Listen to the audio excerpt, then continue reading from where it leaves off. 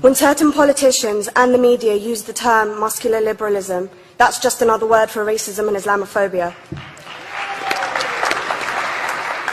This stance on Islam has led them into primary schools to ascertain why young girls wear the hijab, as it could be interpreted as a sexualization of these young girls.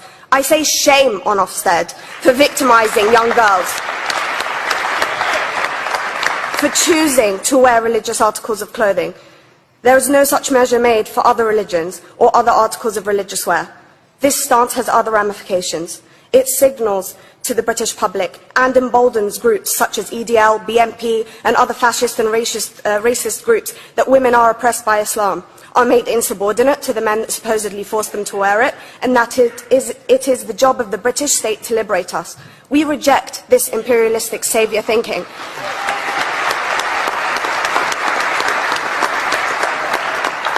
And I am here to state for all people who choose to practice their beliefs openly that we are not oppressed by our faith. Islam is not one homogeneous block. There are Muslim women who do not wear the hijab, and that is their interpretation of their faith. The Quran beautifully states, "La ikraha fid din," which translates to, "There is no compulsion in religion." My faith has given me the right to choose 1,400 years before the Universal Declaration of Human Rights told me I could.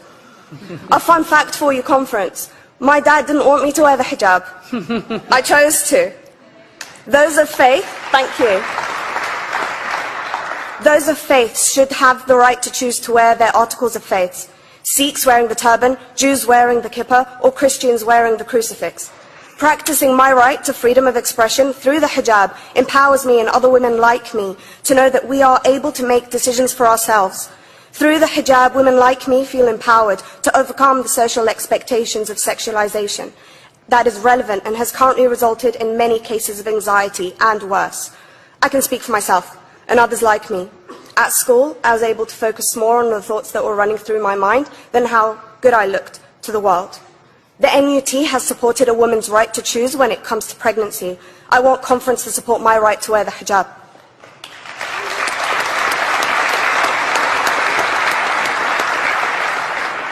How I choose to practice my faith is clearly displayed for all to see. This makes me the target of hate crime. The level of racist attacks on Muslim women is disproportionate to any other oppressed group in British society because we are an easy target.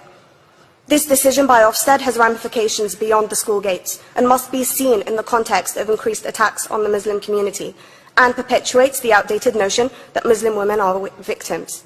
I was on a trip last year to Hampton Court with my Year 7s, where a man felt comfortable to call me a terrorist. As a Muslim woman, I'm not a victim, so I challenged him. He denied it. I'm sure you've heard of the Punish a Muslim Day. It's been spoken about a few times already this morning. And as a Muslim, I'm actually quite optimistic. They're trying to limit it to one day. That's 364 less than normal.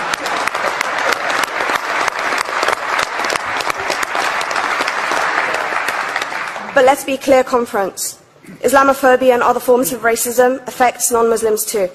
If we don't challenge this stance as a collective, we may turn into a society like France, where women are forced by the law to choose between their faith and their education, their faith and their right to work in the public sector, their faith and their right to enjoy a day out by the seaside with their families. I want to end by stating that I came to this country as an 8-year-old refugee.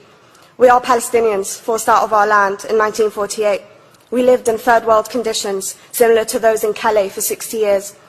Here, I received the support I needed to study law at university and become a secondary school citizenship and PSHE teacher and a school rep.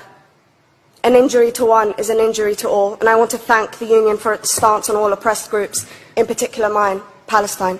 Thank you, Thank you, Latifa.